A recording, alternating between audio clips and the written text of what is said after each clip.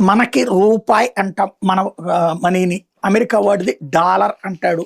అట్లాగే చైనా, రష్యాలకు వచ్చేటప్పటికి యువాన్సు లేకపోతే గనక రూబెల్స్‌లో వాళ్ళ రూపాయల ట్రాన్సాక్షన్స్ నడుస్తుంటాయి.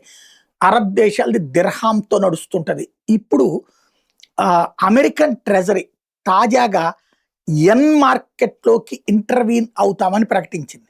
యెన్ అనేది ఎవరిది? జపాన్ వాళ్ళ కరెన్సీ. ఇప్పుడు జపాన్‌కి, అమెరికాకి కొంత ఆర్థిక పరమైనటువంటి విభేదాలొచ్చినాయి.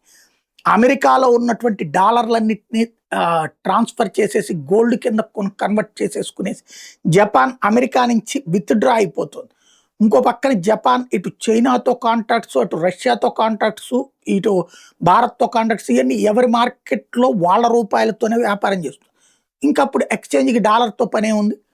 నడిచిపోతుంది. ఇప్పుడు రష్యా నుంచి ఆయిల్ కొంటే వాళ్ళకి రూబెల్స్‌లోనే ఇవ్వాలి. డాలర్స్‌లో ఇస్తే తీసుకోరు. చైనాకి యువాన్స్‌లోనే ఇవ్వాలి. వాళ్ళు డాలర్‌లో ఇస్తే తీసుకోరు. కాబట్టి ఇట్లా మారుతున్నటువంటి దశలో దాన్ని దెబ్బ కొట్టేందుకోసం అమెరికా అడుగులు వేస్తోంది.